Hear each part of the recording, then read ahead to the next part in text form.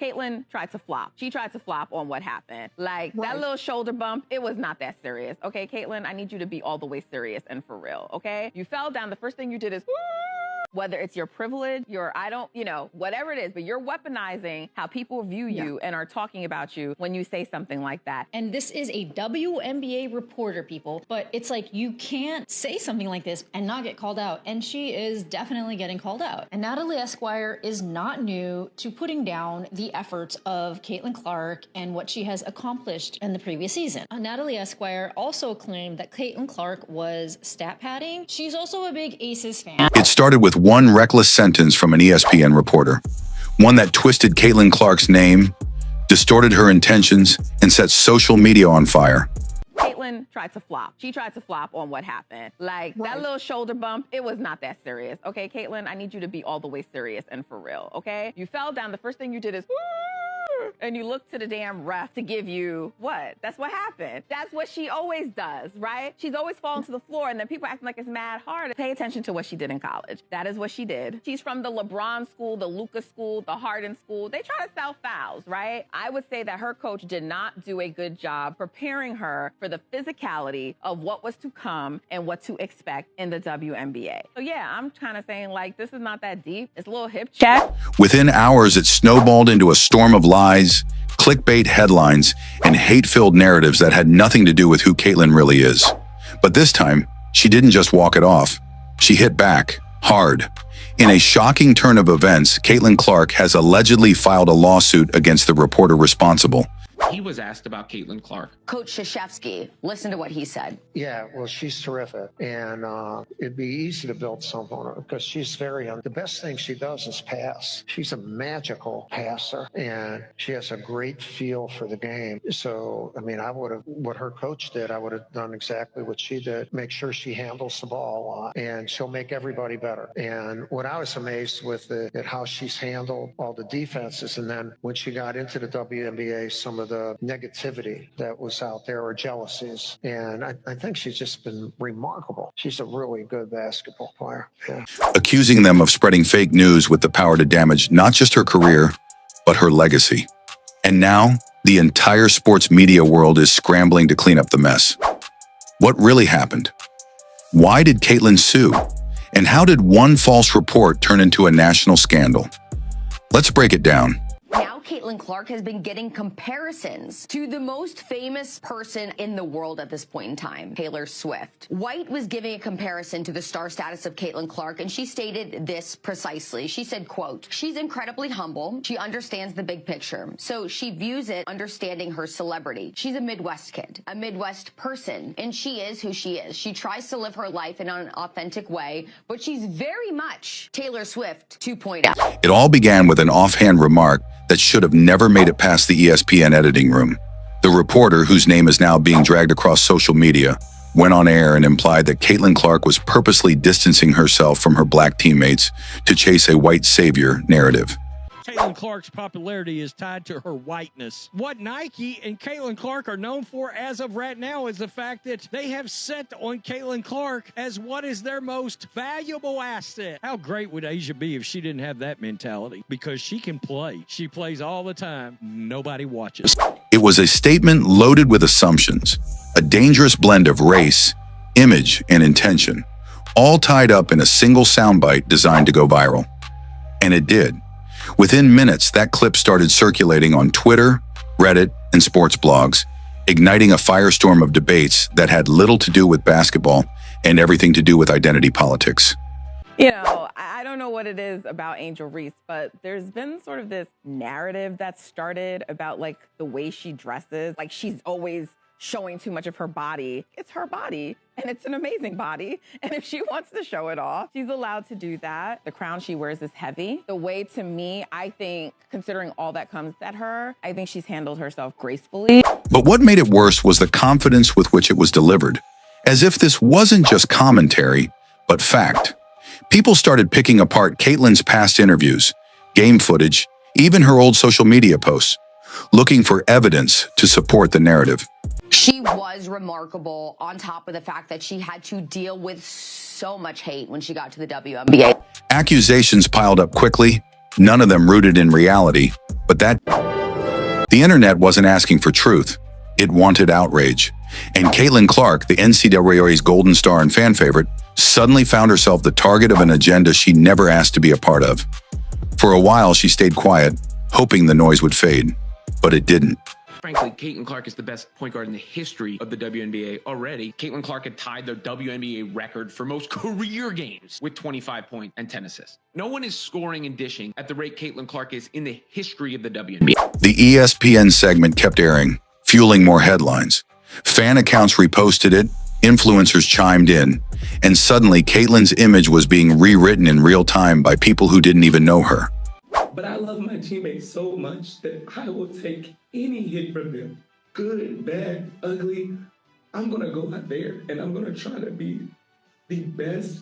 I get y'all saying best player in the world. That's great. It looks great. I think it's a huge thing. I think a lot of people say it's not about black and white, but to me, it is. It's really because you can be the top notch at what you do as a black woman, but maybe there's something that people don't want to see. Wilson said to the Associated Press. One of the more interesting aspects of this fanhood is that some of the biggest supporters of Caitlin Clark are not whites. They're actually black males. Us as black women, Paige reminds me a lot of you. Like, you say you're not really about me. And she knows how her privilege has gotten her to that point. And also, like, she's good at basketball. Like, she understands her privilege and like, pushes her over the top in a sense. It reminds me a lot of you. And I mean, that's a compliment. And I think in overall popularity, does her race play a factor? Nominal. Women's basketball has had a cornucopia of talented white and black women's basketball players. Elena Delle Donne is white, is she not? Sue Bird, white, is she not? Asia Wilson's black. Cynthia Cooper, black. Like, you can go back through, and it's actually a lot more. There's gay and there's straight. There's black and there's white. There's tall and there's short. The pressure mounted, not just from fans, but from sponsors, teammates, and even her coaching staff, all waiting for her to respond. She could have just said, hey, y'all lay off Caitlin Clark. Let's embrace her. But nope, her frail-ass ego was jealous of Caitlin Clark's popularity. Behind the scenes, Caitlin's team was reportedly furious. This wasn't just mischaracterization. It was character assassination. Legal experts were called in. Every line of the ESPN broadcast was reviewed. And that's when things shifted. According to sources close to the situation, Caitlin's camp wasn't just considering a statement or a PR cleanup. They wanted accountability. They wanted the reporter to face consequences for what they saw as deliberate defamation. She hasn't just had a major impact on the WNBA. She's had a major impact on the entire city of Indianapolis. Dr. Ryan Brewer calculated that Clark has made the city of Indianapolis $36 million in her rookie season. The calculation showed that Clark contributed to 26.5% of the WNBA's economic activity this season. If pay raises are in order, Caitlin Clark needs to be the first one getting a pay raise. Because this wasn't just gossip. It had real consequences on her image, on her mental health, and potentially on her career. And for Caitlin, enough was enough. Natalie Esquire says Chelsea Gray is the best point guard in the WNBA. That hasn't changed because she has a down year returning from injury. The disrespect on her name was ridiculous. There's been a lot of chatter out there that I ain't got it, man. I'm here, man. But is she better than Caitlin Clark? Statistically, nope. Natalie, I believe, had said last year that a compromised Chelsea Gray was 10 times better than Caitlin Clark. Natalie Esquire also claimed that Caitlin Clark was stat padding. She's also a big Aces fan. When the Aces were losing and they got Chelsea Gray back and they went on a really hot streak, after one game of winning, Natalie Esquire put them from number 6 to number 1 in beating the Liberty, which obviously was not really a good take. The moment word got out that Caitlin Clark was taking legal action, everything changed. What had initially been dismissed by some as just another hot take spiraled into a full-blown media crisis. Behind closed doors, ESPN's legal department kicked into high gear. While the network refused to issue a public statement right away, insiders say meetings were held late into the night.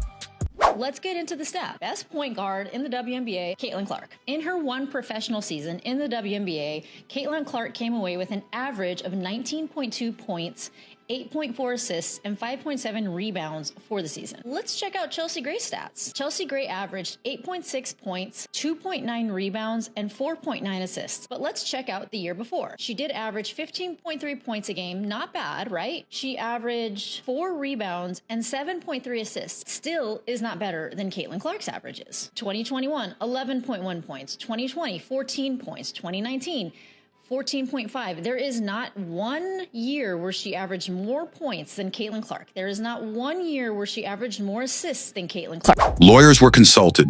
Damage control strategies were drafted.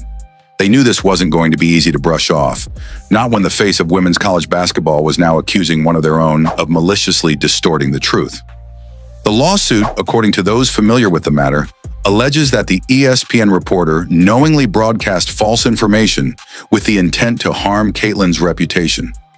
Her legal team wasn't just going after a careless comment. They were building a case around defamation, character damage, and the psychological toll it took on her. For me, if Rookie of the Year was picked today, I give it to Angel. If you're going to break a record, to me, if it's legitimate, you have to break that record in the same amount of time that that player set it. If Kelsey Plum set that record in 4 years, well, Caitlin should have broke that record in 4 years. But because there's a COVID year and then there's another year, you know what I mean? So she's already had an extra year to break that record. Yeah, that'll go in the record books as Caitlin Clark is the all-time, whatever it is. I don't even know what the number is, but that's the way it'll be. And I don't think it should be. I set the record in 5 games, right? Yeah. Because back then, we had a first-round bye. So we didn't get to play, I didn't get that 6 games. So I set the record in 5 games. Took her extra game. Well, I'm just saying. You can say that. No, listen. If I have 6 games, the record's different. well, I'm going to have another 30. But I don't really care what the record is, who has the record. And it wasn't a bluff. This wasn't just about correcting the record. It was about making an example. Caitlin wasn't going to be another athlete whose story got twisted for views. She was going to fight back, and she was doing it in the one language media giants truly understand. Legal action. The reporter at the center of it all suddenly found themselves in the crosshairs of more than just public opinion. They were now facing potential professional fallout. Rumors began swirling that ESPN was considering disciplinary action behind the scenes. Some even speculated that the reporter had been temporarily pulled from on-air duties, though the network remained silent on the matter.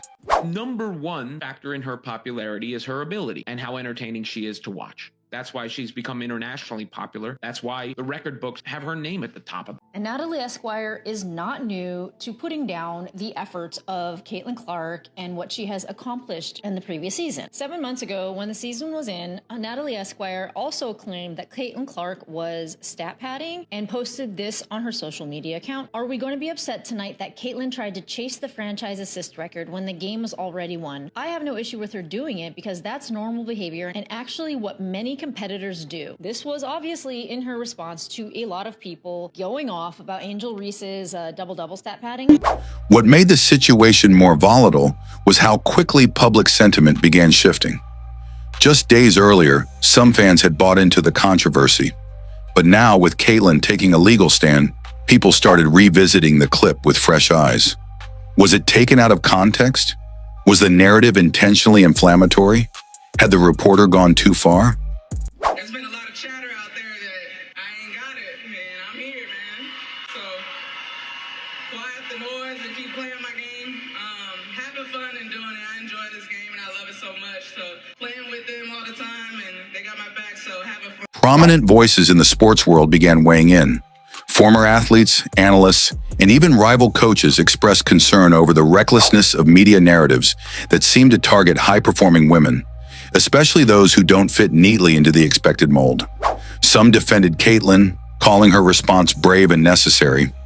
Others accused her of being too sensitive, saying criticism comes with the territory. We've got ESPN's ranks of WNBA players right now, and Caitlin Clark is really damn high. Angel Reese ain't nowhere to be found in the top 10. She's not involved. Well, wait a minute now. I was told Angel Reese was like one of the absolute best players in this league. Where is she? She was not in the top 10. I thought, oh, shit, her fans are really going to be mad about this. They're going to be twisted off. But what those critics failed to recognize was that this wasn't criticism.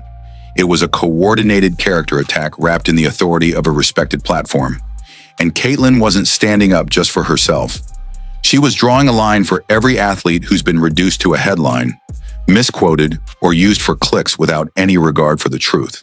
The WNBA has never even been talked about in the past. So now to say that you have somebody whose celebrity is as mainstream and as Taylor Swift, that is actually incredible if you think about it. She drew a WNBA record, 1.84 million viewers to her first playoff game against the Connecticut Sun. And the reason that this is important because this game took place on an NFL Sunday. To know that she did this up against NFL competition also speaks volumes. So after she was eliminated, the ratings nowhere close to what the WNBA experienced with Caitlin Clark on the court. They drew an audience of 929,000 according to ESPN. That's 50% less audience members than the Fever's Game 1 against the Sun. We have seen a tremendous drop-off when Caitlin Clark is not on the court.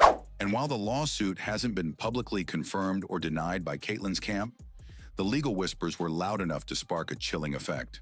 Suddenly, reporters across sports media started treading more carefully. You could feel it in the coverage. The tone shifted. The takes got safer. Nobody wanted to be the next one dragged into court over a reckless narrative. Even ESPN's subsequent segments on Caitlin Clark were noticeably more respectful, cautiously worded, and heavily fact-checked. Jealousy and envy and delusion all mixed together. You have no idea what you're talking about. You're delusional. People are watching these games because of Caitlin Clark. Oh boy, if I say what I really think, these black women and these feminist white women are not going to sleep with me. And I may lose my job. They're going to come after my job. We're not in position to say, shut up. 36 million she drove to Indianapolis just by showing up as a rookie and making history. And so I understand her point of view. She wants to probably let other athletes shine. And she also says, like, it's earned, not given. There are other people that can use that spotlight to compete as well. So I think Caitlin, she moves because she knows people follow her no matter where she goes. And she's very strategic about dictating where her value is. Whether or not the case goes to trial, Caitlin had already made her point. She wasn't going to sit back and let others define her story. And now the media knew it too. As the media scrambled to rewrite their scripts and distance themselves from the controversy, Caitlin Clark did something unexpected. She returned to the court and played some of the most focused, defiant basketball of her career. I think that experiencing it, I love Caitlin Clark fans, but Caitlin Clark fans are different. They like SUES shout to the gang, like different. They are very passionate people, and like they gonna ride or die. Like listen, Caitlin Clark is a god to her friends. She does no wrong. Do not play. Do not play with her fans. Let's just say SUES, I'm happy I'm on the right end of it. We on the right end of the stick, man, because I hate to be. Listen, because they love us right now. But if we go right left, it's over for us. Yeah. Caitlin Clark fans, I love you back. I promise. Please don't. Yeah. Like her fan, but like the one thing I would say about Caitlin Clark fans that I can't appreciate, they'll go anywhere she go. Oh, they gonna travel. She gonna travel. And right there, right there with her. Like it's super dope though because it's like they would literally go anywhere she go, and so she's built that kind of platform. I'm like, damn, that's lit. No press conferences, no teary interviews. Just game after game of letting her talent speak louder than the noise. But the lawsuit had already ignited something bigger than sports. It cracked open a conversation about the way female athletes, especially white women like Caitlin, who dominate in a space that has historically centered around different narratives, are portrayed in the media. And it forced the public to examine a bitter truth. Right, and that's what a lot of these women are doing, is they feel like what we have done for this game, this young player has come into our game, and she's getting way more respect and all that stuff than we are. As she should. The young girl is a baller. The young girl has people watching because of the way she can shoot this basketball like Steph Curry. Steph Curry can't dunk. Steph Curry don't do none of that in the game. He can probably dunk by himself, but he don't really do none of that in the game. He is a shooter, and fans tune in to see Steph Curry. When I look at Caitlin Clark, fans are tuning in to watch her. And you know who that's helping? Everybody else. It's helping the Asia Wilsons. It's helping everybody else, the Plums, all that. It's helping all of them, the Taurasi. Controversy sells, and too often, it's built on fiction. Online, the shift was obvious. The same voices that had once jumped on the bandwagon of slander were now retracting statements or conveniently going silent. A few bold ones doubled down, accusing Caitlin of trying to silence the press. But that argument didn't hold. No one was above critique, but there's a difference between opinion and deliberate misinformation. And Caitlin's team was determined to expose the difference. Caitlin Clark being in the building, 1.1 million average viewers. That's crazy. Just by her going to the game, it's the second most watched NCAA game. Like, that's crazy. That just shows how popular she is right now. Fair enough. Like, if Steph Curry showed up somewhere, there would be more posts about Caitlin Clark showing up there. There are levels to fame, and the level of fame Caitlin Clark is at might be up there with the highest levels there are. That is impressive. She's a face of women's basketball, obviously. She ain't even play, and she still drew the most numbers. It is actually scary how much of a draw Caitlin Clark is as a player. The lawsuit itself reportedly included screenshots, timestamps, and behind-the-scenes footage proving that the narrative spun on ESPN wasn't just misleading, it was manufactured. Her legal reps argued that the clip was edited in a way that took her comments out of context, then repackaged them into a narrative dripping with racial tension. Something Caitlin had never even hinted at in her actual statements. Just have nothing but great things to say about who she is as a person. She's so welcoming and so warm as an individual that she can have a conversation with anybody. She's cut from the same cloth as me in that regard. You know what? Us Midwesterners, we tend to just, accept everybody with open arms. She was so kind to my family and everyone in the suite when she came to KC. So huge fans of Caitlin Clark. What followed was a chain reaction. Sponsors began privately reaching out to reaffirm their support. Brands that had once paused campaigns out of caution resumed them with renewed intensity, some even using the moment as an opportunity to rally around her image of resilience. Nike, for instance, subtly included her jersey in a new promo run. No words needed, just presence. Will Caitlin Clark ever be paid by the WNBA what she's really worth to that league? And Aaron said, I don't think that's possible. She's part of a larger player body. They all need to be paid more. She should be recognized for what she has done and what she's brought to the league from an economic standpoint. It's as simple as that. And, a lot of people had a lot of things to say about this. She also went on to say that she's very, very hopeful for the current CBA negotiations and pushing the line forward on player salaries. And the most important thing has always been getting WNBA players paid for what they do on the court.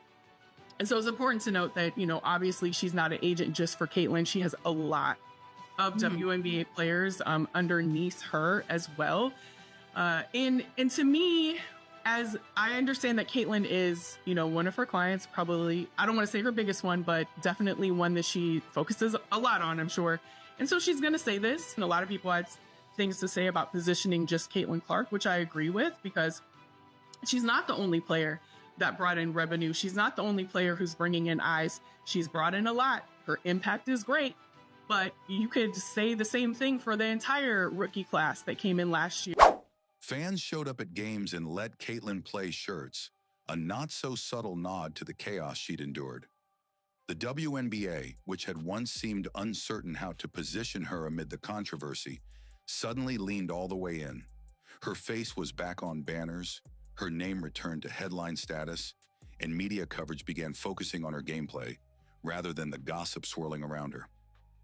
Angel Reese shows up to the Super Bowl. So it looked like Angel Reese could be seeking attention at this year's Super Bowl. And you guys never disappoint. The internet does not miss when it comes to Angel Reese. Caitlin looked like $1 million at the Super Bowl. Real professional. Caitlin looked like somebody our kids could, inspire to watch. There's a big difference between Caitlin Clark and Angel Reese. And I'm done talking about it. Angel Reese fans are celebrating another double-double. And I do understand a double-double from her and a win, missing your shots. And Caitlin, She didn't say much, but she didn't have to.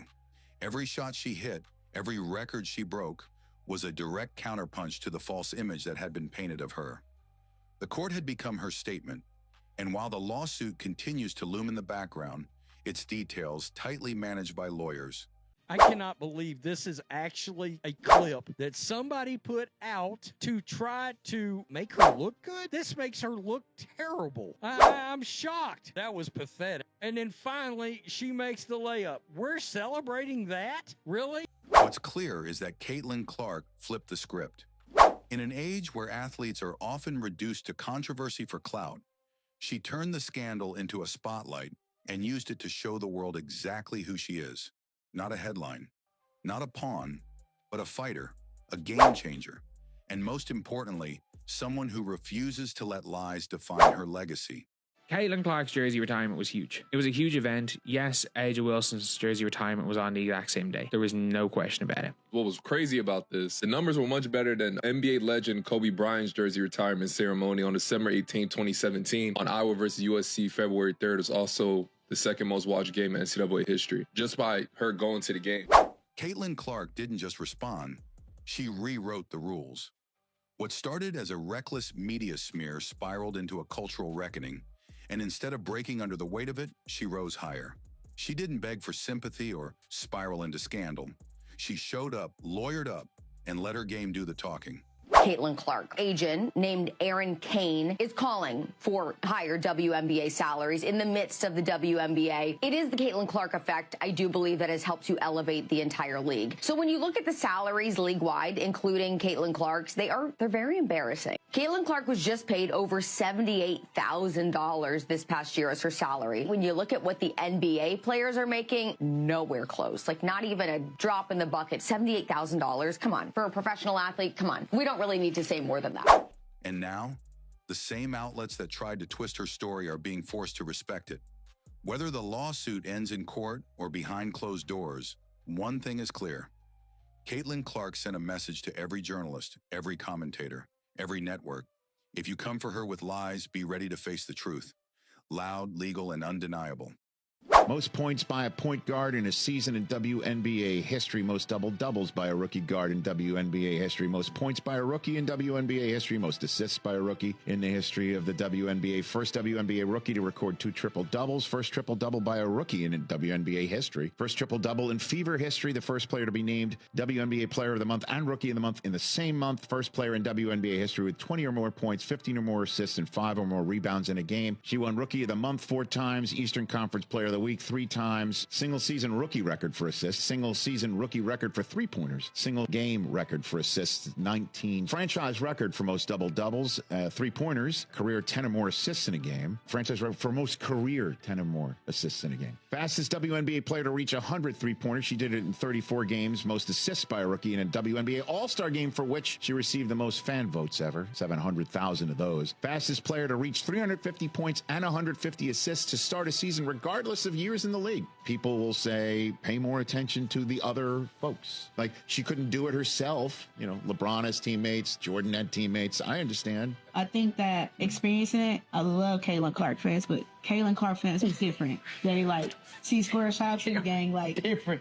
They are very passionate people, and like they gonna ride or die. Like, listen, Caitlin Clark is a god to her friends. She does no wrong. Do not play. Do not play with her fans. Just to say, C-Square, I'm happy I'm on the right end of it. We on the right end of the stick, baby. Because I hate to be. Listen, because they love us right now. But if we go right left, it's over for us. Yeah. Caitlin Clark fans, I love you back. I promise. Please stop. Yeah. Like her fan, but like the one thing I would say about Caitlin Clark fans that I can't appreciate, they'll go anywhere she go. Oh, they gonna travel. She gonna travel. And right there. Right there with her. Like, it's super dope though, because it's like they will literally go anywhere she go, and so she's built that kind of platform. I'm like, damn, that's lit.